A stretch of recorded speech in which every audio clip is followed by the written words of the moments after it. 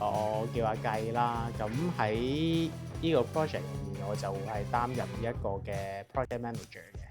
主要就係睇翻我哋成個作品嗰個嘅工作流程嗰個進展啦，meet 唔 meet 到我哋嘅 target 啦，咁另外亦都係確保我哋嗰個嘅 project 嗰個質素啦，係可以require 到我哋心目中理想嗰個畫面聲效